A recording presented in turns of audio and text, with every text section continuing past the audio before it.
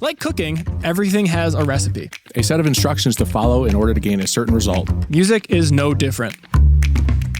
Be it ingredients for a dish, a set list for an amazing show, Or a release strategy for a successful launch. these are all recipes. Hi, we're your hosts, Sean. And I'm Brandon. Come and join us in our kitchen as we go through the Music Maker's Cookbook. Let's get cooking. Welcome to the Music Maker's Cookbook, the podcast where we help independent artists like yourself cook up some recipes for success in the music industry. My name is Sean. I'm Brandon. Yeah, my co-host Brandon over here. And today we got a huge topic that we're covering. So huge, in fact, that we're going to be splitting into 2 episodes. So if you listen to this episode and it helps you out, please tune in next week to the next one. Or if you're listening to this in the future, you can just go there right away.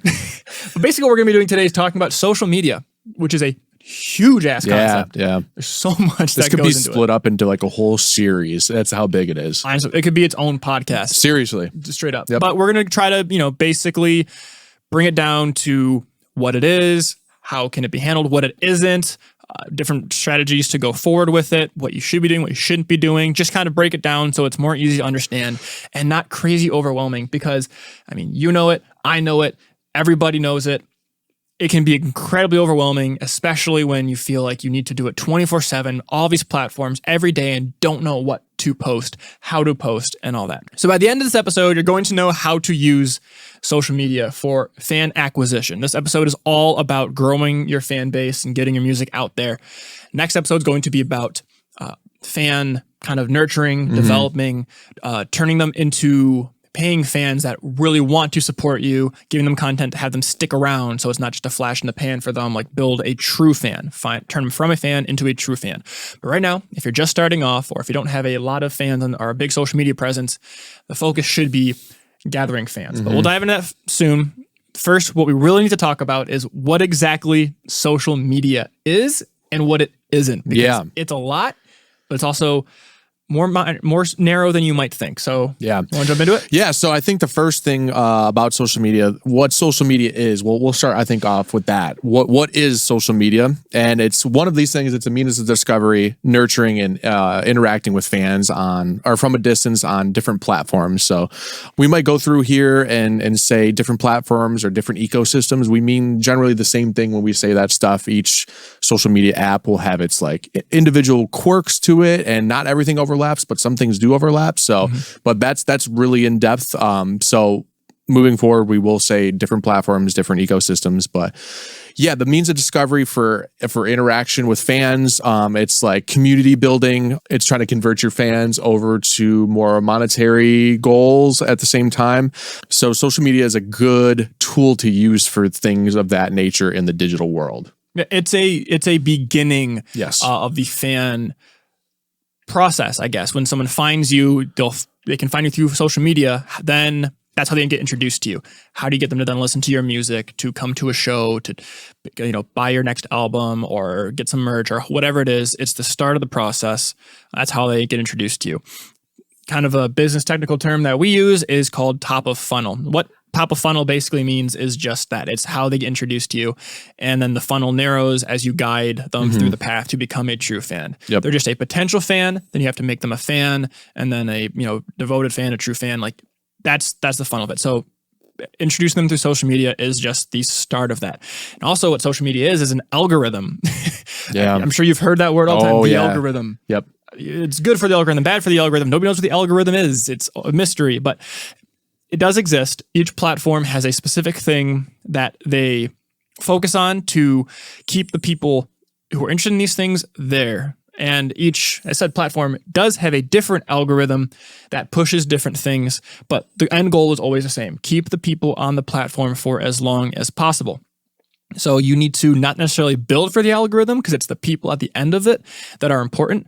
In fact, it can almost be more powerful to go against the algorithm sometimes if it really speaks to who you care about, because potentially the algorithm could learn that once you do have a big enough following and give it to other like-minded people. But that's how it shares your content to new artists, either paid marketing or algorithm. It'll showcase to new individual people. So that's what It's something that social media is. Yeah. Yeah. Another thing that social media is too is it's kind of built into the name, but it's a means of being social with people.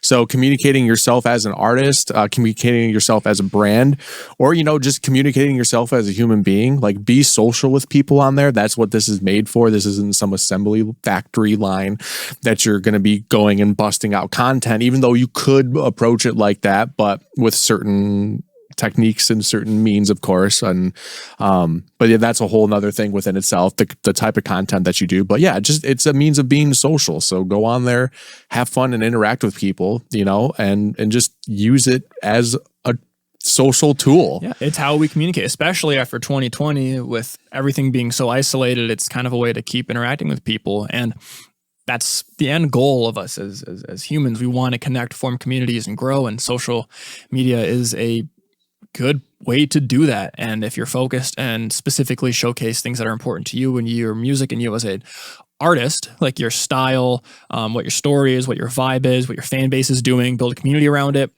be social with it, it's going to get the right people invested and make them really good fans. It's also a digital footprint. It always exists. Once it's online, it's kind of just there. So be aware of that. Don't post things that could negatively hurt you in the future. Be mindful of what you endorse, what you share, because it exists.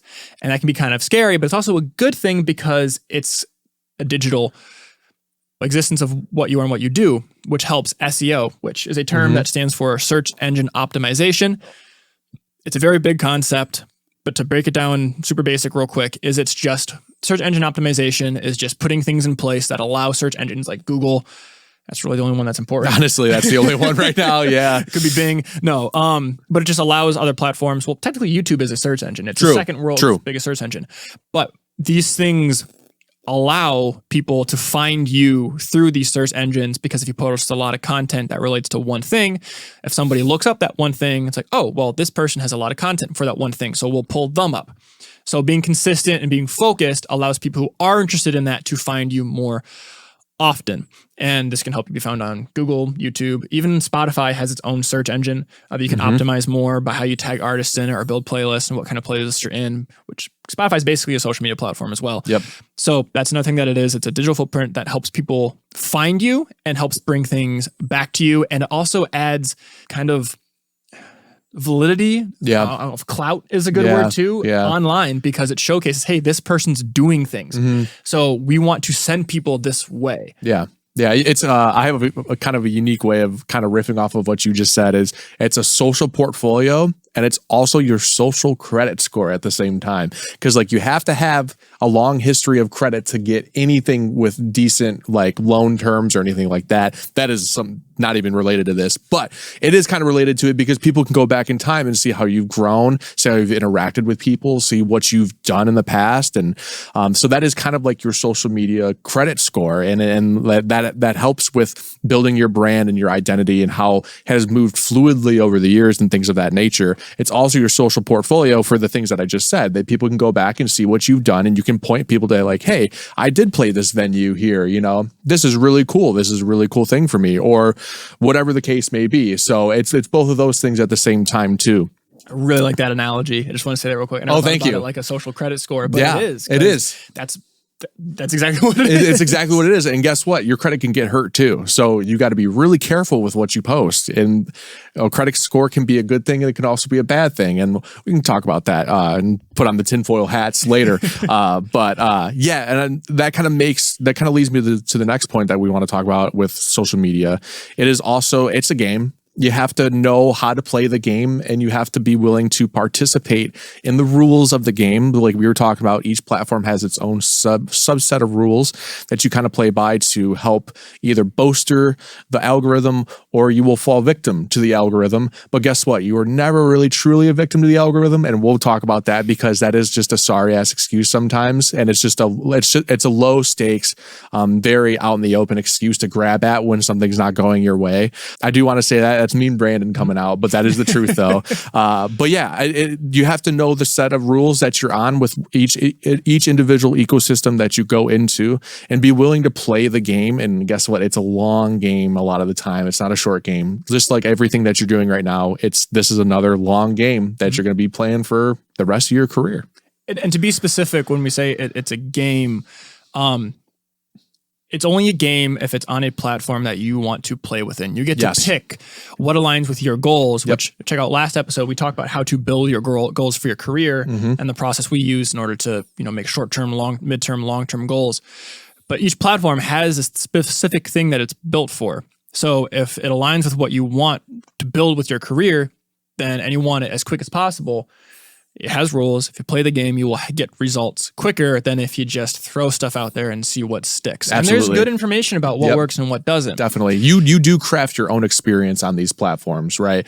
Like you don't have to use a specific tool that we might mention or that somebody else might use and use to their advantage. Like this is all about your experience and how you want to do it and what actually relates to you and your brand. Yep. That sounds like it can sometimes be annoying. Oh, dude, social media is annoying. Let's not. I mean, it is for me at least. I can't. It definitely stand. can be. Yes, and it can drive you up a wall, and you can go through so many different rabbit holes because everybody has a different experience with social media. Everybody has different techniques that they use.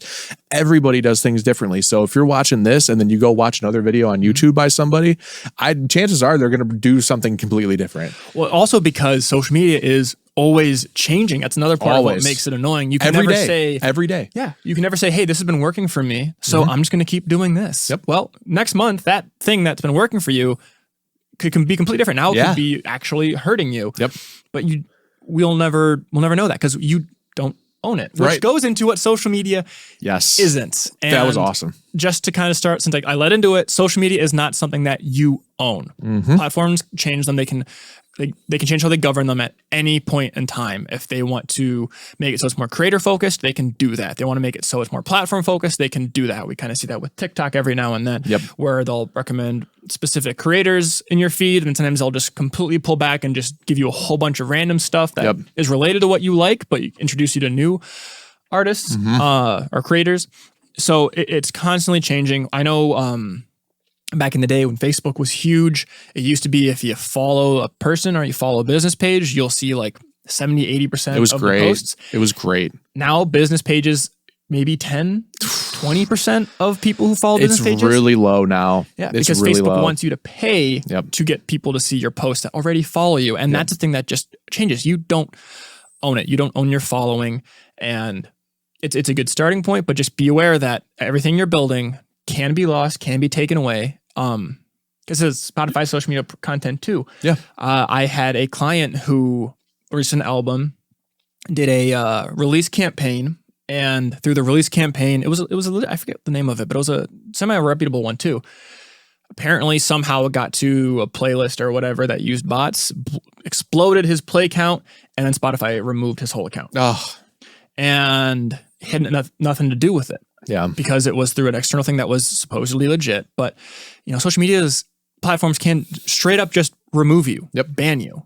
It can be gone in the next day. So just know that. You technically don't own it. It's a tool, but you don't own it. You play by somebody else's rules all the time, and those rules are always subject to change. And like we said, like daily. And they don't have to follow any sort of concrete rules to do this. They govern everything on there. So when you play in other people's sandboxes, just be ready for the rules to change and be ready to pivot away if you need to. This is a really big point. Honestly, this might be one of the biggest points that we make today is that you are playing by somebody else's rule. And we're going to be talking about that mainly in the next episode, where it's like, okay, well, once you have fans, which we're talking about today, how do you get them to become yours versus something that could be gone in a second? Exactly. But what else isn't social media? Social media is not the end all be all. It's merely another tool within the digital age that we have. So social media isn't your one-stop marketing guru place. It's just a tool to use along with whatever else you're doing, whether it's playing out in public and busking, or you're playing shows for people in venues, or you're just going to writers' rounds or meet and greets with your fans, or whatever the case may be. This is only one tool to use. It is a tool. It's not the end all be all. And for some people, it might be the end all be all. Like we were talking about, like some people that do live online, like producers and stuff, like if this is your thing and you want to remain digital, then sure, this might be your bread and butter. This is what you need to do. Or if you're a specific influencer where you're just online and you're doing brand deals and whatever the case may be, and your social media is your cash cow, then yes, this might not necessarily apply to you, but in general, you don't own it. It's true. So maybe because it can all be taken away. Yeah. Yep. Try not to make it your main thing. Right. It could be your end all be all, but if it is, change it as fast as you can. Yes. Yes. Because as much as you're investing your time into these platforms, they are not doing the same for you. Seriously. They will change it in an instant. So if it benefits them, for sure. Absolutely. Another thing that it isn't is it's not all about vanity metrics. And what a vanity metric is, something like, your follower count, your subscriber count, how many likes you get. It's the big numbers that go up that everybody likes. It's like, oh man, I've hit 1,000 subscribers, hit 100,000 subscribers. I've got 10,000 followers. Like it's these big numbers, usually end with a bunch of zeros. Yep. That get people really excited. Yep. That's not all it's about. And honestly, without an active fan base, it doesn't really mean much at all. People need to be engaged with what you're doing to actually make an impact. Yes. So like a big thing that happens is people buy followers to get those vanity metrics higher. Yeah. It's like, oh yeah, I bought 5,000 Instagram followers and whatnot. And that really just tanks it. And it can look, as I said, it can get your account removed. Yeah. If you buy plays or whatever, it can get, like, these social media platforms have things in place to combat this. Yep. And they can get your stuff removed. Yep. And it might make you feel good to have these big numbers, but if people aren't actually engaging in what you're doing and reacting to it, like commenting, sharing, liking, all these things that could be vanity metrics to a degree, like liking is, but actual comments, sharing, these things that people are actually engaging in, that's the more important thing. Kind of like we'll dive more into it later on what actually is helpful and why they're helpful and what they can get you, but it's not all about vanity metrics. Yeah, absolutely. Don't buy followers. Yeah, please don't. Please don't. Seriously. Like Sean said, it'll kind of tank everything that you're doing, and it'll make your analytics really hard to read too, and even like synthesize too, and actually gauge where you're at with your success of the social media. Another thing that social media is not, it is not free marketing.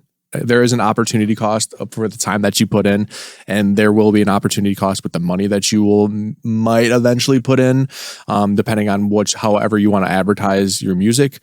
It's just obviously it's not free then if you're putting money into it, but you are paying in other ways. So just be mindful of that when you post something. You are definitely paying either with time, or you're paying with money on the back end of things, because either you're hired a photographer or videographer, or you paid for studio time, or you did something that involved money. It's not free. It's just not free. Or you're paying with sanity. Or with your mental health. Exactly. Yep. And that is not something that you should probably never use that as a currency. No. Never. But especially when music is so personal and so invested into it. I mean, a lot of artists are super attached to their art because it's their story, their emotion, their expression that they're trying to showcase and get people to relate to and build something around. It can be very draining and taxing when you feel so invested into it, but you're not seeing the numbers, or you're not able to make as much out there. So you think, oh, I'm not getting the feedback that I want. So yeah, that can be another cost to social media. Very big cost too. And it's not free. What are you willing to put in? What are you wanting to get out? That's one of those costs that might cost you everything. Yeah. So you got to be careful. Got to be careful. And we have something in the middle, but I'm just going to jump to, it's not something you need to do for 24/7. Yeah, dude, go outside and touch grass. Seriously. No, go ahead. Grab some grass and just enjoy life. Just because it leads directly into the opportunity cost of it. It's not something to do 24/7. Yeah. This is not a full-time job. It can quickly become one if you let it. If you feel like you need to post on every single social media platform, post every single day. Yes, the algorithms like that. It is beneficial for that, but you don't need to be everywhere at once. Look at your goals, what you're trying to achieve, and focus it down so you can be specific on it. Not something 24/7, and that's just way too much time. You're not able to do your art. You're not able to do the things you need to do. And if the more it occupies your mind, the more you can stress out about it. So what you need to do is on episode 2, we talked about defining your brand with your core values, and social media is a huge part of that. If you can define what you stand for to 3 core values, things that are really important that define your message, they can be clear with, it really helps to make it easier to figure out what to post because you don't have to worry about anything else than what's there, which really leads back to also another thing that it's not a place to air dirty laundry or family pictures or things if it's your professional band account. Yep. It's not a place to just post because I need to post something out today. So here's a picture of my dog. If your dog, if your dog and what it stands for isn't fitting into what you're trying to say, it doesn't belong there. I just kind of took 2 in a row. No, that's okay. Topics because that's okay. They lead in very well. Yeah. One caveat with the dog thing. I love dogs, so you can post dogs anytime you want. So just saying. No, but in all seriousness, you do have to I imagine in the next episode we will touch on whether or not you should make a professional account and then have your own personal account at the same time, or if you should merge the things into one. We will touch on that, I'm sure. It depends on what your brand is. It depends on what you're going for, and if you are on a specific dedicated account to your professional brand, then please keep it professional. Seriously, no drama, no gossip, no dog post as much as I'd love it, much to my chagrin. Seriously, you have to really keep it professional and keep it on point with what you're supporting and what you want to leave as your digital footprint. Bring it back to the other thing of what it is. But yeah, that's kind of our quick list of what it is and what it isn't, to kind of just give an idea of, hey, this is the concept. This is what we're going to be talking about. And everything that we're going to be going into directly ties back to that kind of viewpoint of what social media is. So now that we've kind of covered what it is exactly, well, how do we use it to gain fans, to acquire new people who would be interested in our music, to take through this journey of becoming a true fan, of supporting you so you can make a living in the music industry. Before we go into exactly some things that you need to be doing, we're going to kind of talk about some things that we see a lot that should be avoided, that can actually hurt you in the long run. And then at the end of it, be like, now that you know what to avoid, these are some kind of ways to go about it to stay more focused, to be more effective with what you're doing online with social media. So, I mean, you want to? I'll take the first one. Sure, I'll take the first one. So one of our top mistakes that we see, that I really see every day, and something that actually gets cloudy really quick, is just relying on social media as a way to gain fans and grow your brand, but relying on it as the only way to do so. It is I've said so many times, I feel like a broken record, but it is a tool to help you gain fans, and it's a way of discovery, right? But it shouldn't be the only focus that you have, because realistically, that just doesn't work. Like, we are humans by nature. Like, you need to be out there, like touring. You need to be playing shows. You need to be giving out stuff for free, or selling merch, or just going to other people's shows and having fun and building a community that way. It's really hard to I know sometimes it might be scary going out and doing those things, so we tend to hide behind the screen and make that our top priority because we don't have to leave our couch. But seriously, if you rely on solely that, then it's going to be very difficult for you to build anything outside of it. And if that's your goal, right? Like, we go back to the producer example that you brought up.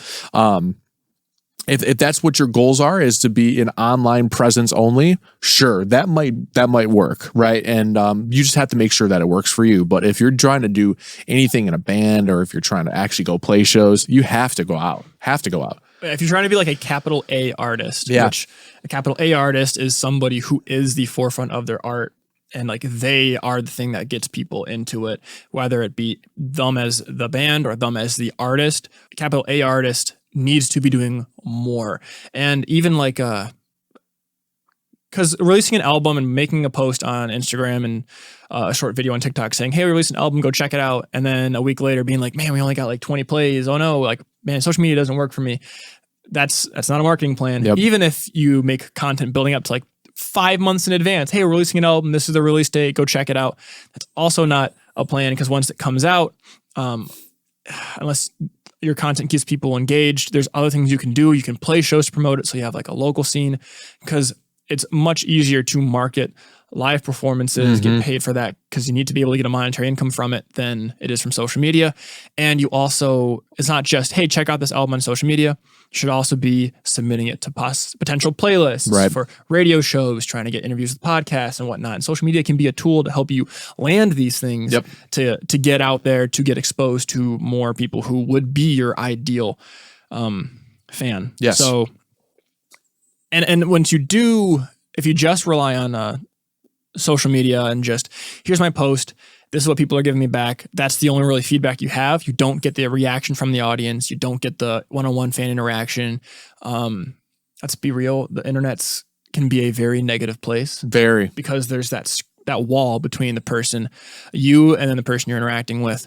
And it can potentially create a very negative feedback loop, and not having that one-on-one interaction or that group interaction, seeing the impact that your music makes, can, as I said, be kind of demoralizing, isolating. It can hurt your motivation in the long run when, if maybe someone's giving you get a hater or whatever. Yeah. That term is so funny to me, but it does exist. There are haters out there. Yes.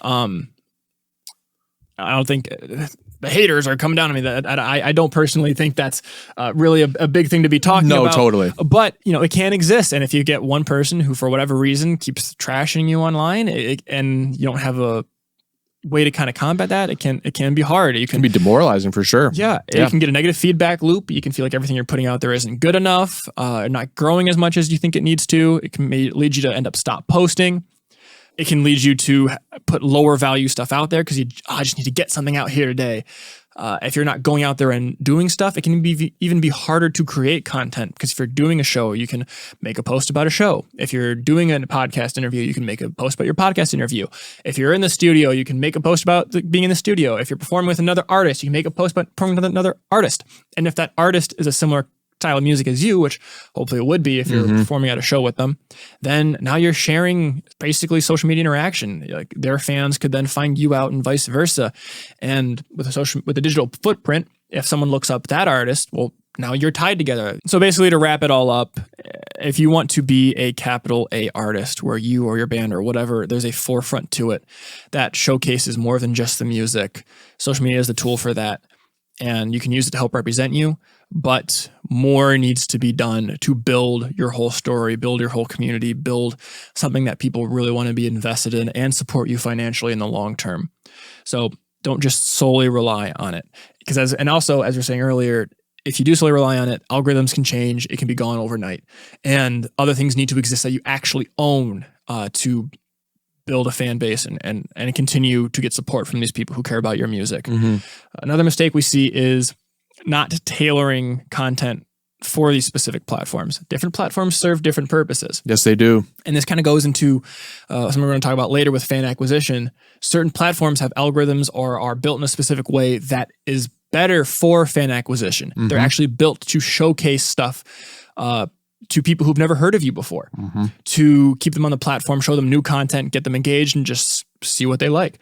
As you continue to post, as you build a fan base, you will build kind of identity is not the word, but the platforms will kind of see you as a specific sort of thing. And they will put you into these groups that other artists, other creators are in. Different genres. And then they'll share you with other fans of those other fans for those other artists. And they're built to help kind of promote you. It's all funneled. So if your goal is to acquire new fans, you need to be on these platforms that are built to acquire new fans, like TikTok, Instagram Reels, YouTube Shorts. Short form content is really king right now for growing a fan base, because these platforms will send it new people. But that means you have to specifically create content that is interesting to new fans. I think the statistic is on average between 3 to 6 seconds to grab someone's attention. Yes, it is. When they're scrolling through social media, when they're scrolling through these kind of short form video sites. So what would be interesting to somebody who would like your music, but has never heard of you before? just kind of just spitballing some basic ideas. You can, within the first seconds, you can say, hey, I'm this artist. I do this specific kind of deal. Check out this song. But like, be very specific to what you stand for. So if someone says, oh, I like that kind of music, or oh, I like this genre, or oh, this kind of story relates to me, maybe they'll watch the rest of it. Maybe things like, if you like these bands, you got to check us out. Or if you like these bands, you got to check this out. Put like the words on screens, people have to read it, and maybe they'll watch it again, or they catch all the bands. Put like a big one on top, so that, oh, I recognize that band. And they listen to the whole thing. They keep things on screen that can be engaging. Really simple things like that within the first couple seconds grab their attention, so that they stick around and they find out whether or not they're part of your ideal fan base. So specifically tailoring it to that content, like yeah. And like just to kind of wrap up that in my rant on that is, let's say your goal is to gain new fans and you're on TikTok and you want to release stuff that gains new fans. Don't post stuff that is more angled towards existing fans. That's not the platform for that. Right. Maybe put it on Instagram Reels or YouTube, make a long form video about kind of things that help nurture the fan base versus acquire new fans. So if you're going to go deep into something that people who already know you will really care about, there's other places to put it or other formats to put it in. But if your goal is to get people who have never heard of you before to quickly decide whether they like you or don't like you and want to become a fan or don't want to become a fan, you have to make content specifically for that will do that quickly. Yeah. I think a really big point too is to add on top of everything that you just said is that not making specific content for a specific platform can actually work against the algorithm. So this is where the algorithm victims kind of fall into play, right? Like I said, algorithm is not the end all be all, but it can actually provide a negative feedback loop for you. So that way, when you are posting content, it actually nerfs your outreach a little bit and actually kind of like almost dismisses you as a creator. Like, because I mean, think about it, right? These specific platforms, these brands themselves, these companies, because that's what they are. They're just companies at the end of the day, right? They want to make sure that their platform looks good too. That's their MO, because like that attracts advertisers, that attracts more brand deals, that attracts whatever. They want to make sure that their stuff is up to snuff too. So like if you're posting let's say incorrectly formatted videos, or you're just posting pixelated nasty videos, or honestly just bad looking photos, like bad angles, or you're using an old outdated camera that you can't really do anything with, or low lighting, anything like that, and you're not prepped for it in like a professional way, they don't want that on there as much as nobody else wants to see that. So they're just like, oh yeah, no problem. We'll nerf you a little bit. So I've got a counterpoint. Yeah. Specifically for the point of quality, my music genre is highly the indie folk rock, those kinds of genre. So having stuff on a very low quality camera or vintage 5 or distressed or, shitty blurry photos, if that is your story and your vibe and you're consistent with it, because the key thing is like, if you're all over the place and you're not consistent with it, it's going to confuse fans. But if you are consistent with it, just know what your thing is. Let me respond to that caveat, because I don't mean like an old Polaroid. I don't mean like an old, Fuji camera. I mean like an iPhone 5 camera. Like nobody's nostalgic for that. I'm so sorry. Like nobody is. It's either shit or get off the pot. Either you want to be old, right? Maybe you take one on an old Nokia phone, because those are nostalgic with the 2 megapixels, right? I think that's kind of cool. Or just get a new camera, or do it yourself purposefully and post editing or something. And like kind of like to also riff off of that too is like, I'm talking like low quality photos or images or videos or whatever. I know I'm touching on this topic a lot, but also like just like in terms of like how it's shot. So like low lighting stuff that is almost never going to turn out right unless you do that properly. Or consistently. Or consistently. Exactly. So that's what I mean by like old stuff. Yep. Because like I think the old stuff is really cool. Yeah. But I guess, so to kind of phrase what you're thinking, like, let's say you have a band poster or a show post that you're creating that has a bunch of other artists highlighted on it. And, their photos are super crisp, professional, clear, whatnot. And then yours is just muddy, dark, or maybe not visible in comparison to the others. It could potentially be off-putting, especially when you're directly being compared to these other artists now.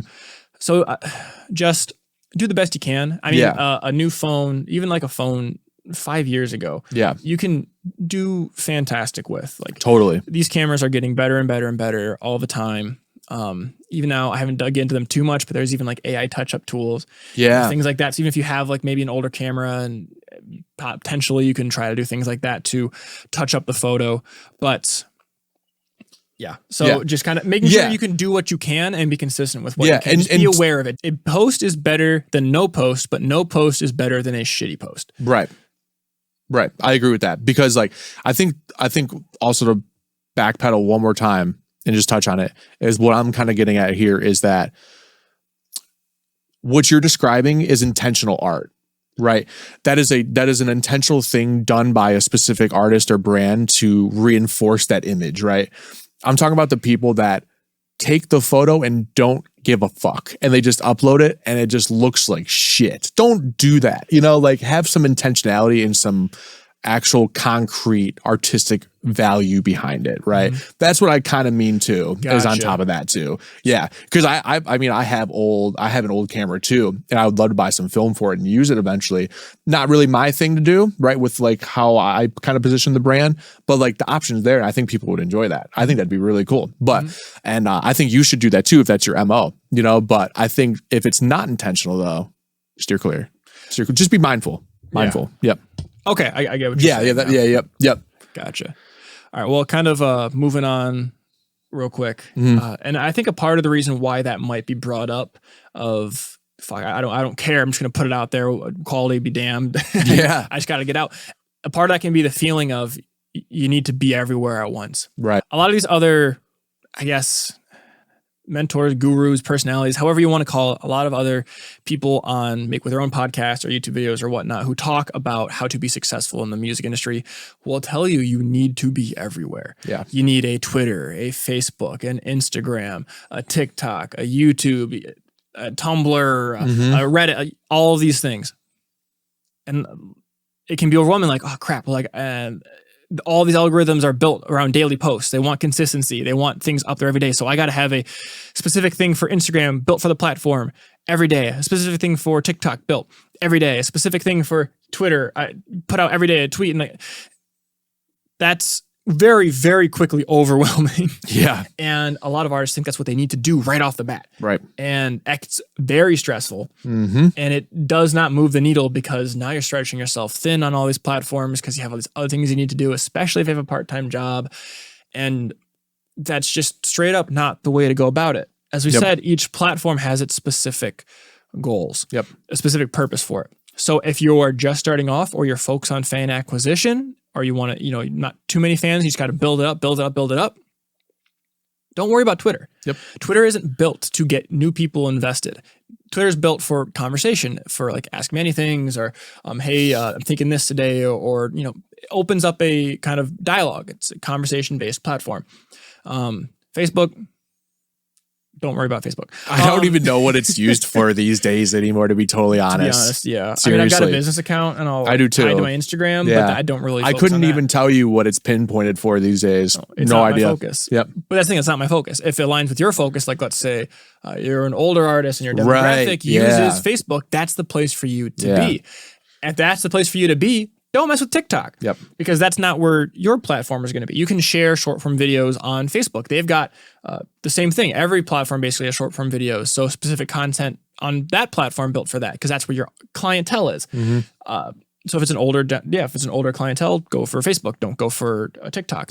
But as I was saying, you don't have to be everywhere. Yeah, you can't be everywhere. No, you can't. And it'll just overwork you, stress you out, and make you hate social media even more than you do. And there's no point in doing things that you're not ready for, jumping the gun, trying to create things that don't really exist. You're just putting time and effort in and exchanging your time, the opportunity cost of it, for something that doesn't move the needle. So go back, create a goal.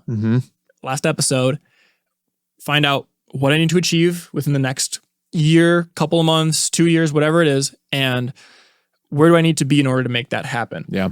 And where is my fan base going to be? Everything else be damned. Yeah, seriously. I mean, this is why, first of all, companies hire social media managers, because one person cannot be in all places at one time. You will have a staff of social media gurus that are all as a team, and you might have all that portioned out individually, right?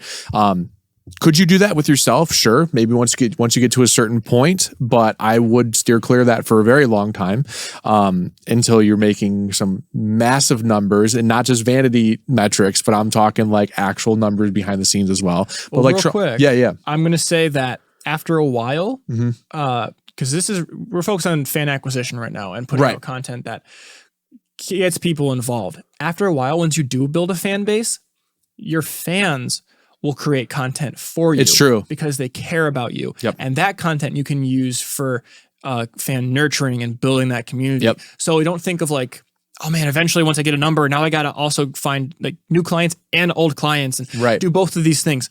No, your fans will kind of help you down the line. They'll create videos talking about dancing to or reacting to or just sharing your music for their fan base to find, share it around. So that's less stress for you to always make content yourself for people to get introduced to you. I mean, on TikTok, putting music in the background is a huge thing. And if you really want to get creative, you can make custom filters and whatnot that people can share, stickers and stuff. Music. Yeah, that directly sends to your music. So your fans will help get new fans. And your fans will create things like, hey man, I made a cover of your song, or I did a remix of it because I really liked it. Or hey, I designed a custom poster just because I thought it'd be cool if I like had you up here. Or hey, we took pictures at your concert and we shared them. You can share those around, put them all together, make like a collage out of it, and tag all your fans. Say, hey, thank you for posting it. That's a really quick post for fan nurturing. And people who are part of the post will be like, man, that was super fun concert. Thank you for sharing it. They're directly interacting with them. And other people will be like, oh, this is the kind of thing that he does. It's community here. Like people are engaged in it. So your fans will create things for you as well. So it might seem like, man, the bigger I get, the more I got to do. The bigger you get, the more people will also help you. Exactly. So, That's a really good point, because I work with a couple of people that have that opportunity where fans will make stuff for them, and it's really cool seeing it, but like it's also very entertaining, and it actually brings you in closer to their brand too. It invests you a little bit further, when you start thinking of all these ideas and how you're interacting with the fans of that person. And fortunately, the person that I'm thinking of is really, really good with her outreach and how she interacts with her fans, and the time and the care that she delivers into that. And it's just awesome seeing that. But that is such a good point. Such a good point. Yep. That is a very nice goal to have. Seriously. Like once you reach that point, you're doing something right. And that's fantastic. That's fantastic. And I want to touch on one last thing. And just in case anybody didn't catch what you said, because I was going to make this point, but then you brought it up, is that when you start off with every social media platform, right? You make a Twitter, you make an Instagram, you make a Pinterest, you make a Facebook, you make a whatever. Every time you make a new platform, you are sacrificing additional opportunity costs where you can invest that time elsewhere. So you can invest more time on Instagram, or you can invest more time on TikTok if you don't invest time on Pinterest, or you don't invest time on Twitter. So that is really important, because it goes back to our point about opportunity costs, is that the more you try to take on, especially in the beginning, the more you're spread thin, and actually the less return you might get in the long run. Do you want to experiment with some platforms? Are all platforms meant to be a certain way? Maybe, maybe not. Go out and try it yourself. If you find success on Twitter, DM us. Seriously, like reach out to us. Seriously, I want to know. And if that's what worked for you, that's awesome. Perfect. This is what we recommend. It's not like you must do these things. These are the 10 commandments. No, this is kind of what we've seen to have a higher chance of success and growth in. So this is what we recommend. Real quick, we've gotten quite a bit of ways into this episode, and we've talked about it in a couple other episodes, but we've never really dove into what opportunity cost actually is. It's a term we use all the time, and it's very important for everything we talk about. So just real quick, what exactly is opportunity cost, and how are we using that term? Yeah. So opportunity cost is it's the cost of doing something else in place of something else. Does that make sense? Was that a decent explanation? Do you have a better way to explain it? So, I mean, that's basically what it is. It's like what you're exchanging for time where you could be spending it elsewhere. Every time you choose to do something, Yes, that this is is time better. you could be doing something else. Way better. So Yep. every time, if you spend 16 hours straight working, that's time you could have been spending going out to maybe networking, sleeping so you're well rested for the next day, working out so you feel better. Like every time you choose to do something, you are choosing to not do everything else. Yes. So thinking about what actually moves the needle the most, what gets me towards my goals, and doing those things that are more beneficial to what outcome you're looking for is the best way to optimize your schedule and your opportunity cost. Because time is one thing that we all have the same amount of. We will never get time back. It is a limited resource for That is us. the most scarce resource to ever exist. Yeah. So that should be kind of your priority of, hey, what am I missing out by doing this? And is there something else that I could be doing that actually gets me where I want to go? Yep. So for example, for us, when we were talking about the podcast, creating this podcast, we were like, okay, what could we get out of this?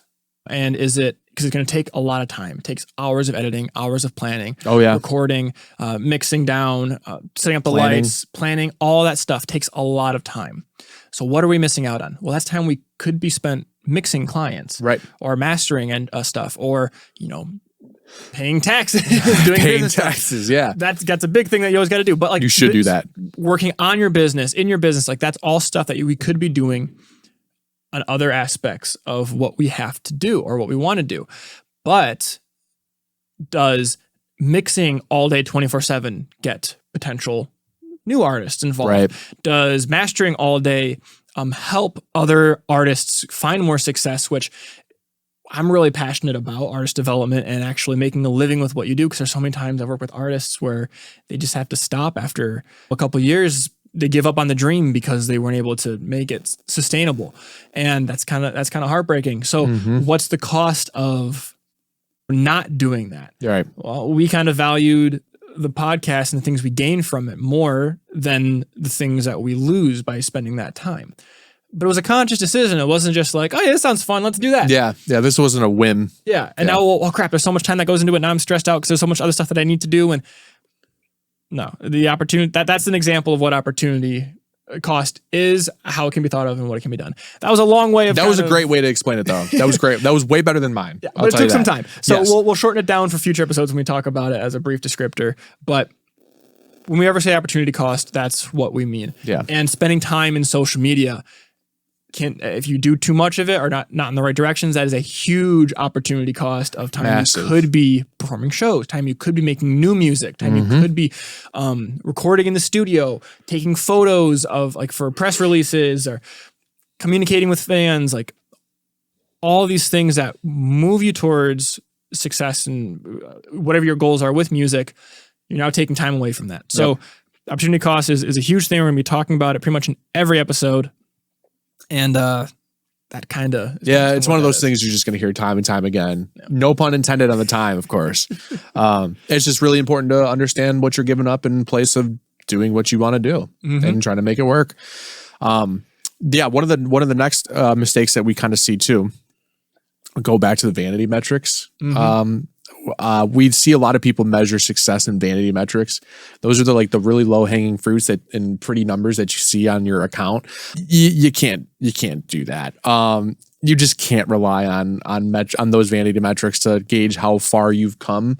Sure, are they a decent indicator? Maybe you could make the argument that sure, like depends on how you get there.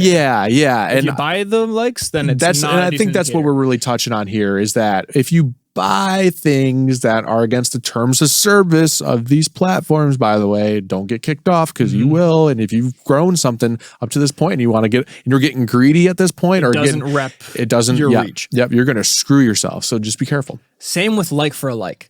Oh, those are terrible. There's so many times follow for follow, like for like. Yep. There's so many times I will go to artists' pages and it's like, oh man, they've got 2,000 likes. They got a decent following going on. Oh, but they follow 8,000 accounts. Yeah.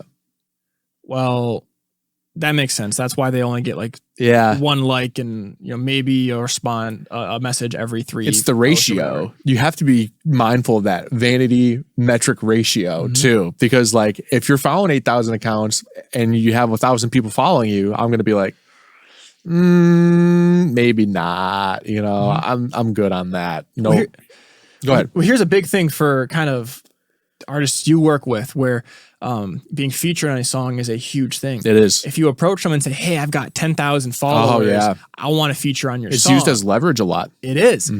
But if they go like, okay, cool, let me check you out.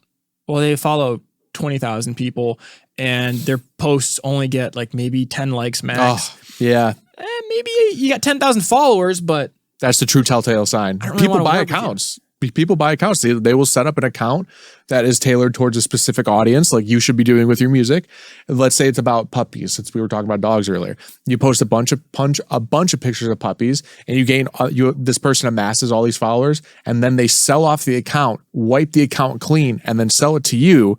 And then now your audience is all about looking for puppies, right? And then that artist uses that as leverage to get a feature or for you to pay them money. Like, hey, I got all these people, and you might have 11 likes on your most recent post. That is the most disheartening thing. And like, you have to be really careful when first of all, when you're doing this. And if like, you have to look at other people's vanity metrics through a very objective lens and not subjectively, because like you have to know that these ratios and these certain percentages of likes to followers or whatever the case may be, you have to be able to dissect that, because it's really important to understand where you're going to put your money into if you're getting a featured artist, or if you're trying to work with a brand, or if you're trying to work with this person, whatever the case may be. It's so important, but that kind of ties into like, this can cost you by buying fans, or it can cost you by working with someone that has bought fans.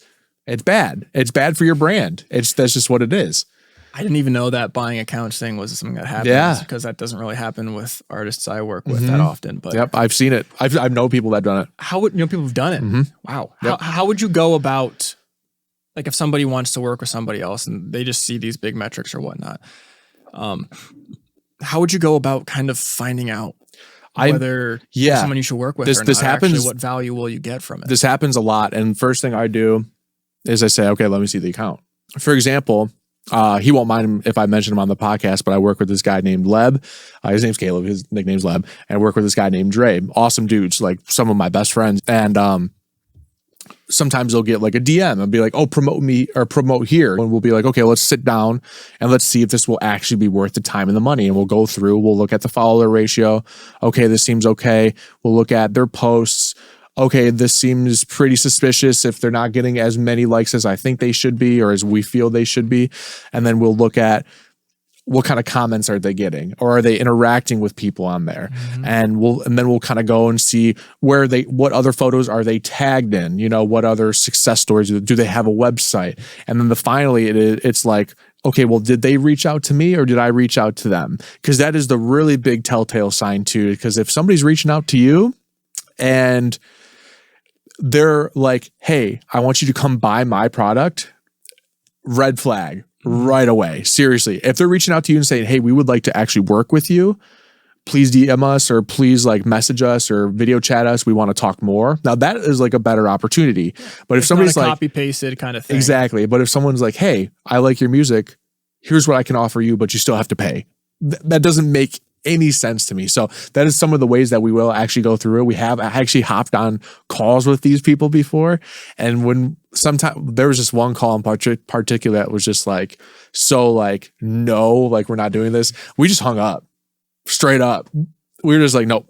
Oh, wow. Out of here. So those are some of the ways though that we will actually vet a profile and go through what we feel like the numbers should align like. Now, we don't have a very specific criteria or basis we look for. It's not like, 15% of, like, they should average 15% of likes. Like, does it feel right? Does it feel natural? Yeah, because that goes a long way. And not just, how many likes are they getting? How many comments are they getting? Exactly. Go into a couple of posts, read the comments. Yep. Because a couple of the platforms that I've seen that, we'll promote your song or promote it here. It's just stock messages. Not even in DMs, just comments on some of the posts you make. And then you go and check it out. And every single it's like, oh man, they get good engagement. They got 80, like 10,000 things. Each one gets like 2,000 likes and like 100 comments. Well, you look at the comments and everyone's just like the fire emoji, the fire emoji, the fire emoji. So that leads me to another big thing too. And they don't, and the profile pictures don't look like the kind of people who would actually like this kind of genre. Cause you know, don't judge a book by its cover, but also like you can kind of judge a book by its cover. Yeah. It kind of goes when you have both a ways. large sample size. Exactly. When you have that large enough of a sample size, you can start to make those general observations. And another thing too is the use of emojis.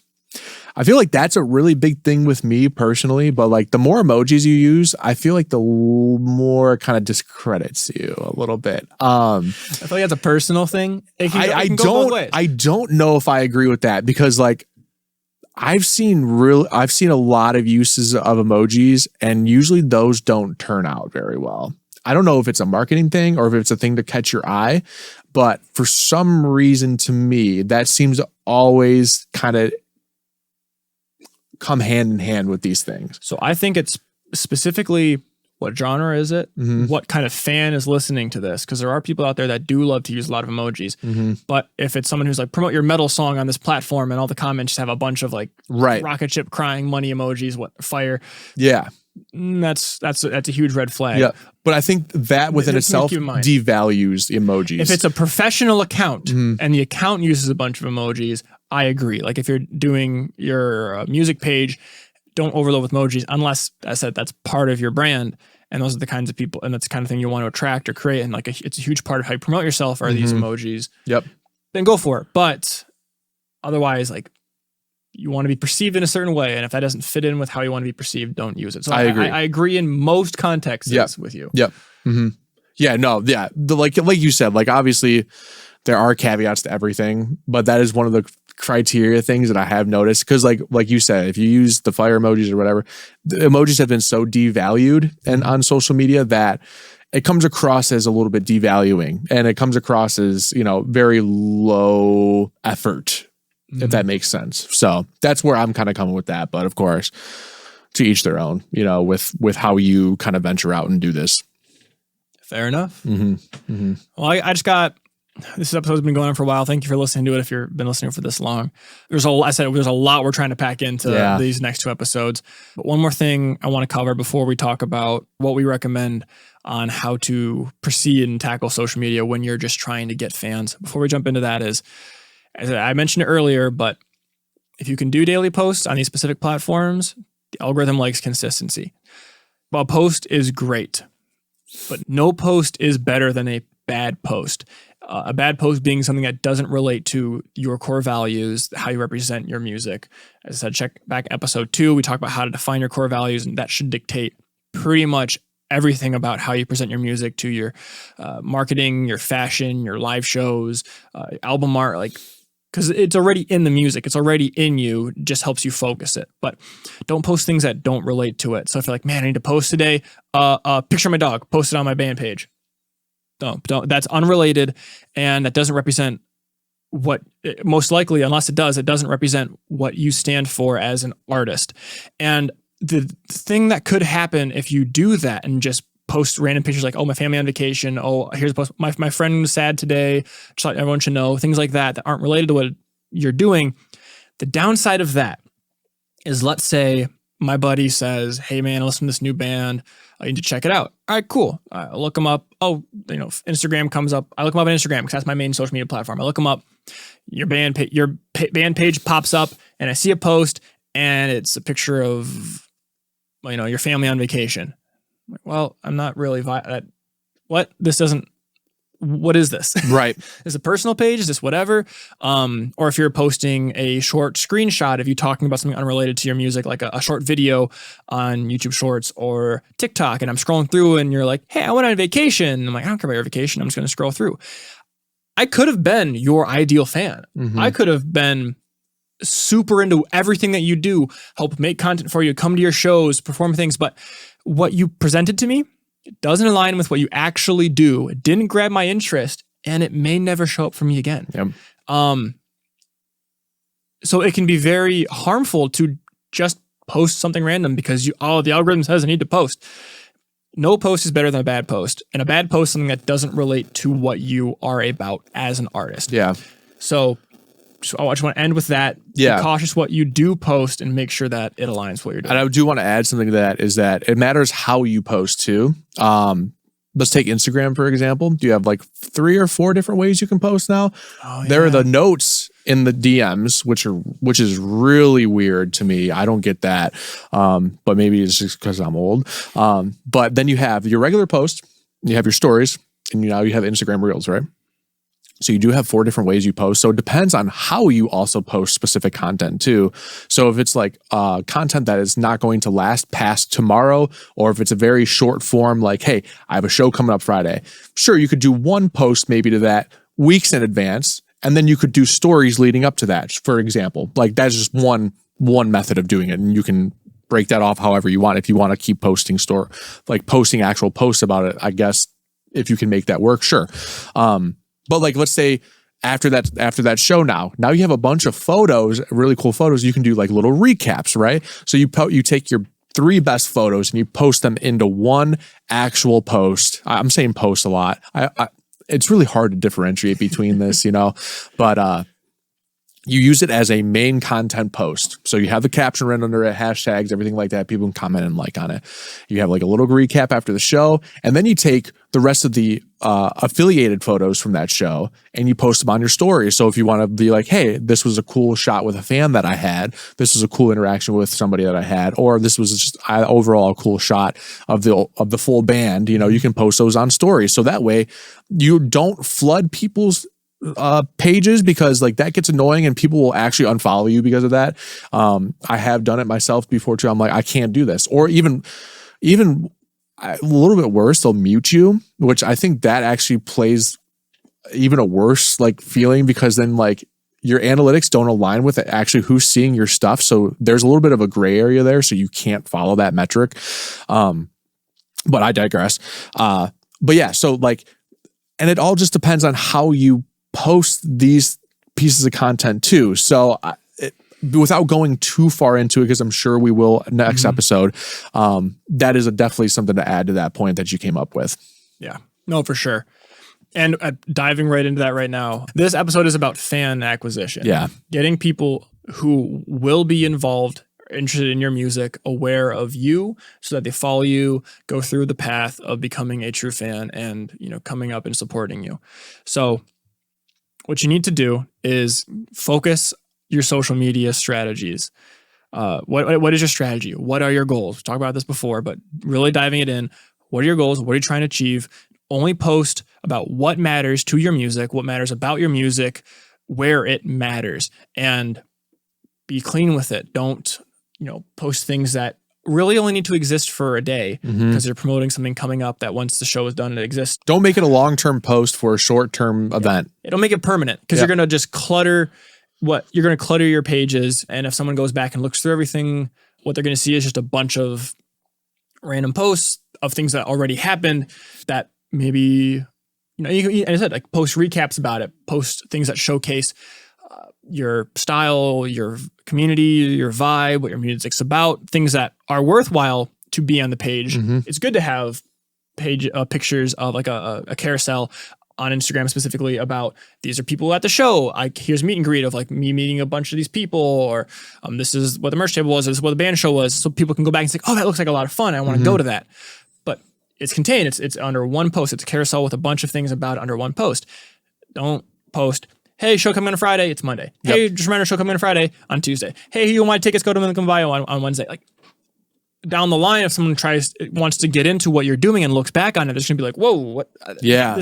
There's no point in this. And it's gonna take them a lot longer to get to what's actually important. So focus on what you want to do, where it needs to go, what kind of post it needs to be. So just it aligns with your goals and actually moves the needle forward. And if you do that, you will grow. You will have fan acquisition.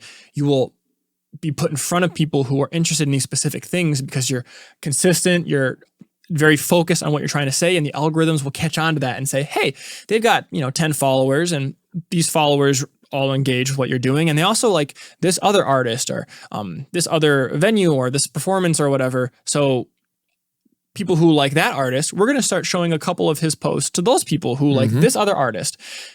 Because maybe they like it, and they like it too. Now you've got 15 followers. Oh, well, we'll share more of your stuff to people who like this other artist, and then also people who like that other artist like this other artist. So maybe we'll put a couple of stuff in there. It's all connected that way. Yep. And if you showcase it in a way that is very true to what you're doing, just to reiterate that again, and be focused with it, and have that kind of plan of attack, and build content that's meant for fan acquisition, that's the best way to move forward. And there's so many benefits to doing it this way. Yeah, absolutely. And I think like there's two really big things you kind of take away too when you do something like this, is that you really do take control over what you want to do and how you do it. Within the means of the platform, of course, because like we said, when you play in somebody else's sandbox, you're subject to their rules, but you really do take control of your own self-image and how you operate your own social media platforms, which is great. And that can lead into more empowerment, and you won't feel as overwhelmed by social media, and it will actually make it a positive experience. It will make it something positive that you want to go and do every day. Let's say you spend an hour each day on social media. You're going to look forward to this hour of social media where you get to go post something, or you get to go be creative in your own way on social media, because at the end of the day, we're all creatives, and this is why we're doing it. So be creative in every single aspect of your creativity. Does that make sense? So, just the mic. Another positive of getting more fans that are actually fans that really care about what you're doing and want to engage in what you're doing.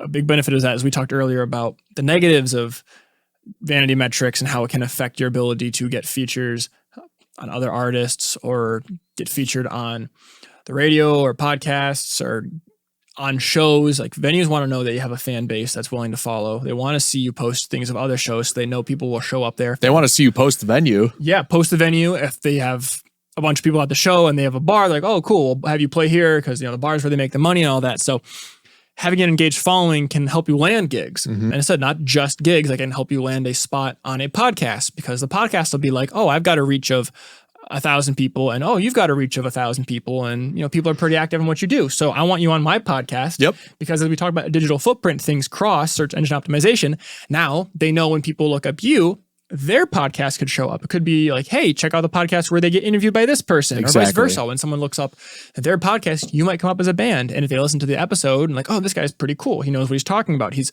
aligned with his vision, I understand what he's about, I like that kind of stuff, I'm gonna check out his music. Yep.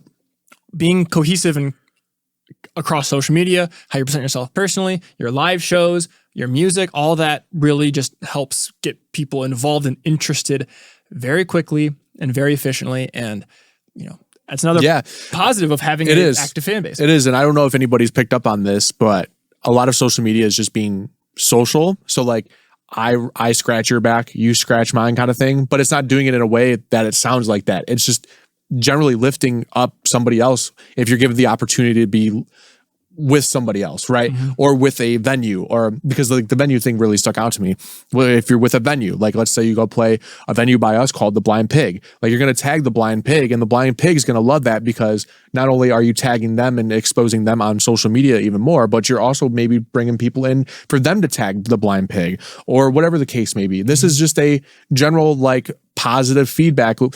We say feedback loop a lot, but seriously, like that's really what it is though, is like you're lifting other people up and other places up too while you're doing this. This is a very social, community driven thing. So I just wanted to highlight that is like the main goal. So like when you think of like those catchwords like, oh, community driven, oh, I'm building a community, oh, outreach, this is what we're talking about. It's just about being social and being honestly just a decent person at the same time too. So it's not as complicated as some people might make it out to seem when they use these big jargon words, so I just wanted to point that out real quick, just in case if anybody was very overwhelmed, by everything we've talked about so far. I mean, honestly, you should just be having fun with it. If you go out and do something with another artist, post it. If you're having a good time, tell them you're having a good time. If you're doing a show with somebody else, share that. Because now you're interacting with their fan base, or the venue's fan base. If it's something that is interesting to you, that you think would be interesting to your fans, that relates to your music, post it out there. Keep people engaged. If there's something you're releasing, you want people to get interested in it, phrase it in a way that new people will be interested in, and post it out there to get people into your ecosystem and into you as an artist, and start the journey of becoming a fan, which I've said again and again and again. So this is what we say you should be doing. These are why it's all important. If you focus on what you're doing, align it with your goals, it makes it easier, faster, more professional, less stressful, gives you more opportunities, all this stuff. Where to start? Right. Where to start? Well, what we recommend is really short form video. That's king right now. TikTok, YouTube Shorts, Instagram Reels, and Instagram Shorts, depending on the kind of content. Facebook has a Shorts option, but like short form video, I wouldn't recommend starting with Facebook unless that's where your clientele is, as if you're older. But any of these platforms, if they have short form video, all those platforms are built to get those videos in front of people who would be interested, to keep them on that platform as long as possible, so that their advertisers, people who are advertising through them, see, hey, they have a large retention time, and they can get money from their advertisers. So use that to your advantage. Get interesting content out there that grabs people's attention. And we recommend, really, as I said, Instagram Reels or Shorts, depending on if it's short or if you want it to stay there or if you want it just to be a quick thing. TikTok, once again, you want to put stuff out there that can exist for a while, because I don't know, there's not like a Shorts feature on TikTok, is there? It's not that I've found.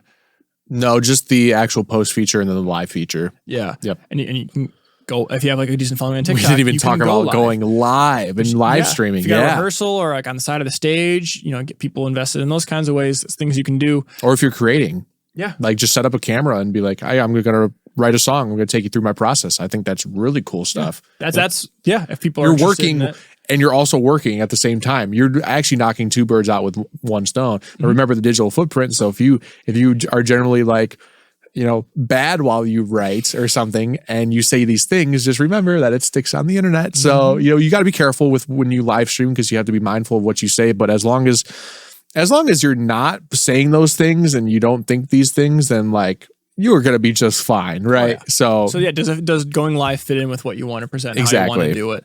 Then that's an other option as well. And then YouTube Shorts. As I said earlier, Google's the world's largest search engine. YouTube is the second largest search engine, and they're really pushing Shorts right now. That's a big focus of them to combat TikTok and all that. So YouTube Shorts is a great way to do it. And then once they're there through the short form, you can also post long form content there too. For example, what we do with the podcast is we have short form content, kind of like behind the scenes things, promotional things, talking about what we're doing to get people engaged in us as a podcast. And then we've got the full video podcast on there. So if you want to see our faces while we talk and listen to this on an audio podcast, you might be watching right now. Yeah, you might be watching right now. And if you are, YouTube. Hello, thank you. Hello. And if you're listening too, thank you, obviously. Yeah, hello to everyone. But if you want to see visual content, you can go to YouTube. We have long and short form content because both have their own purposes. And just, it doesn't have to be crazy professional. It just needs to represent what you're going for. The phone is good enough. As the saying, cameras of the past 5 years in phones they've been good enough. They've been really good. They can do 720, 1080, HD video. 4K. Some can do 4K. Yeah, exactly. So, just grab your phone, get started. At the beginning, if you are just starting off, nobody's watching. Nobody's judging. Use that to your advantage. Post things that align with what you're doing, that you find interesting, that other people find interesting, and experiment. Try it in this format. Maybe use these filters, these emojis, like how I'll use these tags or this description. Find out what fits with you and what works and what gets the people you want to be involved, and stick with it. Yeah. And I'm going to argue with myself from 30 minutes ago on the podcast is I know I really harped on having really good quality stuff and making sure your posts are quality. And I still do think you should do that, but I don't think that should be a deterrent to not starting, right? Because I know how it can go with, I want to make sure I have the best gear. I want to make sure I'm the most well-prepped and well-spoken before I do this. I want to make sure I'm an absolute professional right out of the gate. And that's just not possible. It's just not, because you learn as you go. And listen to our first episode. Listen to our second episode. Oh yeah, it's terrible. I mean, listen to last episode, like yeah. So it's just listen to this episode. It's terrible. I mean, listen to 30 minutes ago. I think I've gotten better. No, but I'm going to argue with myself and say that, sometimes it is better just to start. Just do it. Just put it out there. Once you get the ball rolling and you know what works, Yep. definitely step up your quality as much as you can, but don't let it be a limiting factor on getting the ball rolling because it is going to be bad. If you look back at the first song you ever made, Oh yeah. you know it's bad. We The first should song I ever made was bad. we should play our first songs on the podcast. No. I started off with making dubstep. You don't want to hear me making Oh yes, I do. So I want to hear that. So if you know, hey, my first original music was bad and I got a lot better at it, your first posts are going to be bad. You're going to get a lot better at it. Your first video is going to be bad. You're going to get a lot better at it. Your first live show is going to be bad. You're going to get a lot better at it. Your first podcast interview is going to be bad. You're going to get a lot better at it. Your first, everything you do is never going to be perfect right off the bat.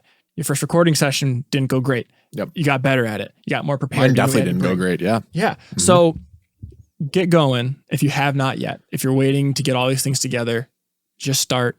See what people enjoy, see what works for you, throw things at the wall within this realm of what works. And once you find it, because you will find it, the more you do it, then you'll know what path you need to go. And the last thing I'm going to say as kind of just a warning is that kind of leads into vanity metrics. A lot of times when you make something new, like us, a podcast, people are like, oh man, I want to support you. Especially family does this a lot. Like, give me a link. I'll share it to all my friends. We'll listen to it and all that. Unless they're your target audience, don't share it with them. Yeah. Don't tell them to like your stuff. Don't tell them to share it because these platforms will say like, oh, this person's mom likes this and all of his mom's friends like this. So the target demographic is 50-year-old women.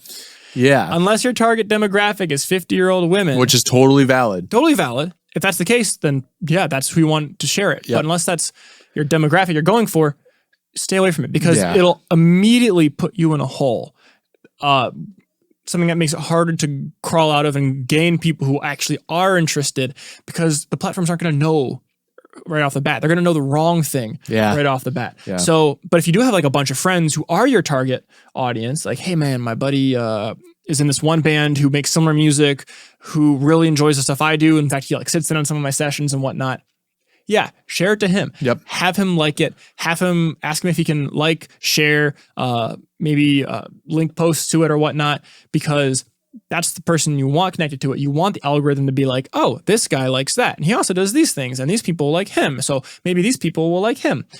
It does get connected. It's the internet. It's the World Wide Web. It's all tied together. Yep. So just be cautious of who, at the very beginning, who you let like, follow, all those things. Apparently, especially family is going to be like, I really want to see what you're doing. Eventually, they're going to want to like, follow. Just be involved with what you're doing if that's the kind of people they are. Wait until there's a big enough source of people who are engaged where it won't mess with your statistics. Yep. And you do have some control over this too. So there are features on specific platforms to remove a follower, just block a follower. If you really need it, if you're really finding that yourself going down this rabbit hole of finding the wrong demographic and you seem to be attracting all these people that you would never work with or wouldn't want to work with, then you can tailor that experience and try to negate that in a certain way. But really that's going to have to come from probably your content as well. As you're going to have to kind of steer that ship in a different direction and hopefully do it pretty quick. Because that would not be ideal. Depending on what you're going for. Everything we've said today is what we see work is a suggestion based off of what your goals are, who you are as an artist, and what values you have in regards to those music and to you as an artist. So go through those lenses. Re-listen to this episode. Think about how all these things we talked about applies to you, and build your strategy around that. Not, oh, he said this, I'm going to do that. No, does it relate to you? He says go on TikTok, I'm going TikTok. Is that the place where your fans are? Maybe the people you want to work with are on another platform like Reddit or Tumblr or some of the odd platforms that, if that's where they are, that's where you need to go. If MySpace. Maybe. Yeah. Who knows? Maybe. If they're in chat threads, go to those chat threads and or those forums. Be mindful in how it applies to you and how you want to grow. This is just how we broad platforms that are good at getting you in front of new people, and that's what we recommend. So absolutely. Anything else you want to add for this? I just think that I think the thing that we just touch on the most here is just have intentionality with what you do, and it doesn't have to be down to a direct science. You don't have to have something that is very so concrete and so minute that you are stuck on this, but just be more mindful, like Sean was saying, and more intentional with your actions on social media. Yeah. And if you do it right, it'll be quick, easy, and fun. Yep. But always a long game. Always a long game. Always a long game. So but if you're not having fun, you're not taking it seriously enough. It's true. So make sure that this remains fun for you. Otherwise, you're going to start hating it and you could burn out. So if you start not having fun, think about how you can have fun with it. Absolutely. That's how we do it for a long time. Yep.